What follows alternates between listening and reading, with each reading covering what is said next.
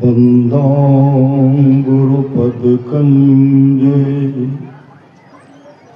कृपा सिंधु नर रूप हरि महामोह तुम कुंजे जासो वचन रवि करनी करा धन्य धन्य सतगुरु सुखदाय महिमा कही न जाए जो कुछ कहो तुम्हारी कृपा मौते कछु न बसाए।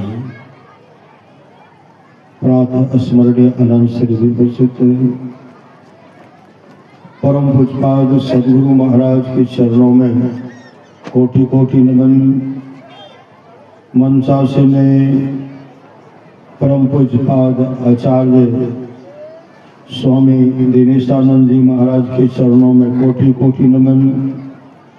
मंचासन पूज्य बाबागण, विशिष्ट गुरुजन, उपस्थित सत्संग प्रेमी महानुभावों, माताओं एवं बहनों, सभी के अंदर में बैठे हुए परमात्मा को कोटि कोटि नमन। महापुरुष की वाणी है, मनुष्य जीवन की सफलता भगवत प्राप्ति में है। यह तन बार बार मिलने को नहीं है, इसलिए आगे की यात्रा के लिए अभी से भगवत भजन रूपी धन संग्रह करो। संत कबीर साहब की वाणी है, बार बार नरदे नहीं यह बीरड़े, चेत सके तो चेत कहत कब बीरड़े। कबीर सोई धन संचिए जो आगे का होए, माथ चढ़ाए गांठरी जातन देखा कोई। करिए नित सत्संग को बाधा सकल मिटाए, यह अवसर फिर नाम ले दुर्लभ नर्तन का। सत्संग नित्य कर लीजिए, जो भी बाधा है विपत्ति है मिट जाएगी और यह मौका फिर हाथ आने वाला नहीं है। अभी हम लोग रामचरितमानस साल सटीक सप्तम सोपान उत्तर कांड से सुन रहे थे। भगवान श्री राम अपने प्रजा को उपदेश के रूप में कह रहे थे, बड़े भाग मानुष तन पावा। बड़े भाग से मनुष्य का शरीर मिलता है, सुर दुर्लभ है। यह शरीर देवताओं को भी दुर्लभ है। सुर दुर्लभ सब ग्रंथ गावा, साधन धाम मोक्ष कर द्वारा। यह शरीर जो है साधनों का धाम और मोक्ष का द्वार जो है इसी शरीर के अंदर में है। जो जो अपने जीवन के बागडोर को संत सदगुरु के हवाले किए, गुरु को उपदेश को माने, संत महात्माओं को उपदेश को माने, उसका जीवन मंगलमय हो गया। गोपीचंद बहुत सुंदर थे और गोपीचंद माँ का उपदेश सुने। गोपीचंद स्नान कर रहे थे, माँ छत पर से देख रहे थे और रात में पानी में गुलाब का ढेर सारा पंखुड़ियां देते थे, इत्र देते थे, तब स्नान करते थे। मल मल करके स्नान कर रहे थे। गोपीचंद की माँ छत पर से बैठ करके देख रहे थे। देखते देखते माँ के आंख से आंसू टपक कर गोपीचंद के शरीर पर गिरा। जैसे आंसू गोपीचंद के शरीर पर गिरता है, गोपीचंद छत के ऊपर देखते हैं तो माँ रो रही है। दौड़ पड़े माँ के पास और चरण में लिपट करके रोने लगे। माँ क्यों रो रही हो? गोपीचंद की माँ ने कहा, बेटा कोई बात नहीं है। गोपीचंद ने कहा, हे माँ आपके आंख में आंसू और कोई बात नहीं, आंसू का कारण बताओ माँ, रोने का कारण बताओ। जब तक रोने का कारण नहीं बताओगे, न स्नान करूंगा न भोजन करूंगा। पुत्र हट के सामने माँ लाचार हो गए। माँ कहने लगी, बेटा जितना सुंदर तुम हो, तुमसे विशेष सुंदर तुम्हारे पिताजी थे, आज उस संसार में नहीं है, तुम भी नहीं रहोगे मेरे लाल, इसलिए मैं रो पड़ी। गोपी चंद का माँ इस शरीर को सार्थक करने के लिए कोई उपाय है? गोपी चंद की माँ अमृत कलश भरी उपदेश अपने पुत्र गोपी चंद को सुनाने लगी। गुरु भी तुम्हें पुकार रहे हैं, कर लो नाम अमृत का पान, जन्म मरण से छुट्टी पाकर कर लो अपना चिर कल्याण। यह कंचन सी काया लेकर तू कब तक जी पाओगे? जैसे सब मरते हैं जग में वैसे ही मर जाओगे। मरने से पहले सदगुरु से सदयुक्ति प्राप्त कर लो अगर, तब तुम गोपी चंद सरीखे बन जाओगे अजर अमर।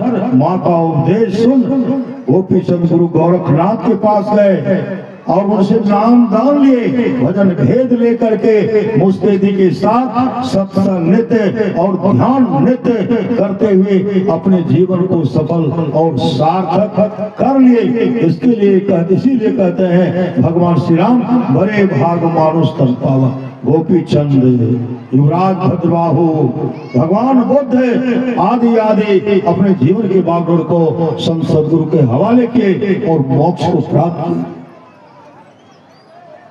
साधन धाम मोक्ष कर द्वारा पाए जही परलोक समारा, सो परत्र दुख पावई सिर धुनी धुनी पछताए। वह परलोक में दुख पाता है, सिर धुन धुन करके पछताता है। काल कर्म और ईश्वर को झूठी दोष लगाता है, भगवान ने मेरे साथ अच्छा नहीं किया।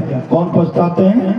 जो अपने जीवन के बागडोर को संत सदगुरु के हवाले नहीं करते हैं, सत्संग नहीं करते हैं, खाने पीने में अमूल जीवन को बर्बाद करते हैं। महापुरुष की वाणी है, खाए खोरा का पहन पोषा का जम का बछड़ा पलता है, जम मर जाते तोड़े छाते उससे क्यों नहीं डरता है। संत कबीर ने कहा, पछतेवे रे बेमान गुरु के विशाली पछतेवे, अरे जल हीरा मोती संपत्ति बहुत, सब धन थामे रहतो ऐ तो जम दो कामो नहीं दे तो तोरा।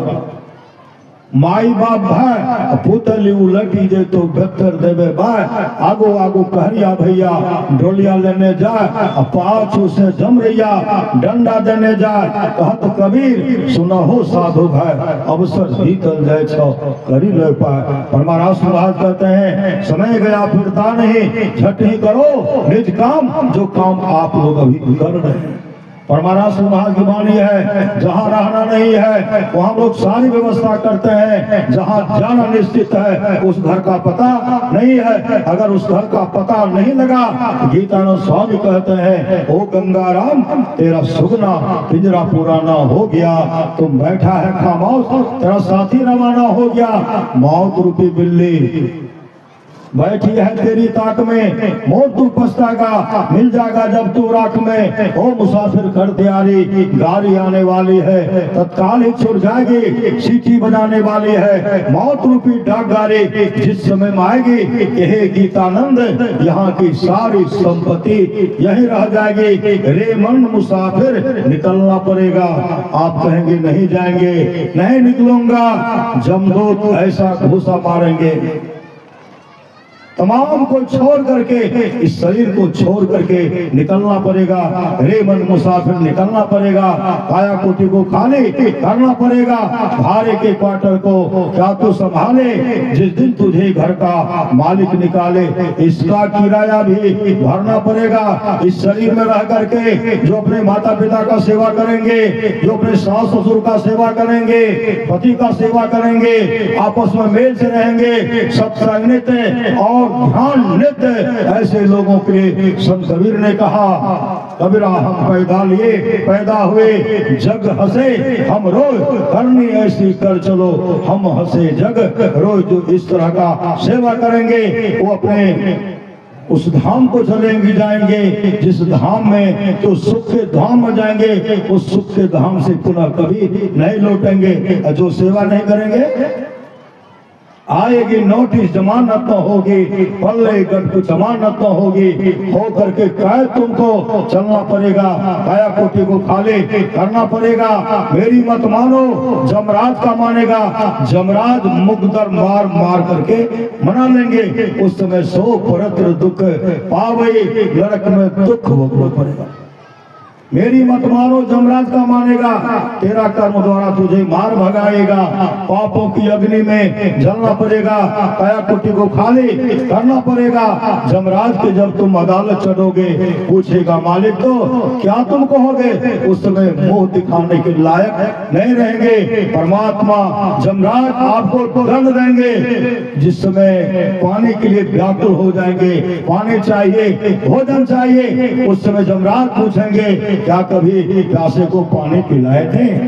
कभी भूखे को भोजन दिए थे? माता पिता का सेवा किए थे? पति का सेवा किए थे? सास ससुर का सेवा किए थे? जमराज कहेंगे जमदो तो माता पिता को भोजन नहीं दिए, पानी नहीं दिए, गरम गरम खून पिलाओ और दुर्गंध युक्त पीर पिलाओ। उस समय पश्चाताप करेंगे। गीतानंद स्वामी कहते हैं कहे गीतानंद फिरेगा तू रोता, 184 बिच खाएगा गोता, फिर जन्म और मरना पड़ेगा, काया कुटी को खाली करना पड़ेगा, बार बार मरना नहीं पड़े, दुख भोगना नहीं पड़े। इसलिए भगवान श्री राम कहते हैं कर्णधार सदगुरु दृढ़ नावा, दुर्लभ साध सुलभ करी पावा, जोन उतरे भव सागर, नर समाज अस्पाय, सो कृत निंदक मंदमती, आत्म हन गति। जाए तो परमानंद बात करते हैं, अगर अपना कल्याण चाहते हैं तो गुरु ही तो है, गुरु भी तो है, गुरु ही जीव के भी तो है। गुरु सम कोई नहीं दूजा, जो जीवों को उधारा है, गुरु की नित्य कर पूजा, जगत इन सम नहीं दूजा, नहीं को आन नहीं सूझा, फकत गुरु ही आधारा है। गुरु सतगुरु समहित नहीं को, इस दिन करिए सेवे, तन मन आत्म रक्षक है गुरु, गुरु हित नामे के ले भे, मात होते बधे छो कर्णित, पिता होता अधिक भलाई, कुल मालिक होते बड़ी कृपा धारे, गुरु समझाए सहाय, तन मन आत्म पद परवारिये, गुरु हित परतर नाइये। निष्दिन शरण शरण में रहिए और न आन उपाय है, जो गुरु कृपा तने विचारे, मिटे कल्पना सोग है, गुरु समदाता साहिब नाही, गुरु गुरु जपिए लोग है, गुरु तज और न चित्त बसाइए, गुरु गुरु गुरु गुरु नित्य है, जपत रहिए में ही कर जोड़ी, गुरु चरणन धरे चित्त है। तो भगवान श्री राम कहते हैं जो पर लोग यहाँ सुख चाहो, सुनि मम वचन हृदय दृढ़ गाहो, सुलभ सुखद रज्ञ भाई, भगति मोर पुराण श्रुति गाय। पुनः भगवान श्री राम कहते हैं भगति स्वतंत्र सकल सुख खाने, बिनु सत्संग न पावे प्राणी। सत्संग नित्य और ध्यान नित्य कीजिए, तीनों परलोक मंगलमय होगा। बोलिए प्रेम से श्री सद्गुरु महाराज की जय। बोलिए प्रेम से श्री सद्गुरु महाराज की जय। बुलंद आवाज में जय जयकार करा। श्री सद्गुरु महाराज की जय। परमाराध्य गुरुदेव के पदावली में आया है कि मानव शरीर जो जो धारण किया है, इस धरा धाम पर राम आए, कृष्ण आए, हनुमान जी महाराज आए, सभी को गुरु के चरणों में जाकर मानव शरीर की सेवा करके अपने जीवन को महान बनाए। आराध्यदेव अपने श्रीमुख से कहने कृपा की है, सतगुरु चरण टहल नित करिए, नर्तन के फलिए। मानव शरीर पाकर यदि हम संत सतगुरु की सेवा नहीं करें, प्रभु की भक्ति नहीं करें, तो मानव शरीर की विशेषता प्राप्त नहीं होंगे। आइए हम लोग इस प्रतिपाद विषय को आगे बढ़ाते हुए स्वामी कृष्णानंद बाबा आप इस विषय पर अपने वक्तव्य को रखें। श्री सद्गुरु महाराज की जय। माइक व्यवस्थित करें।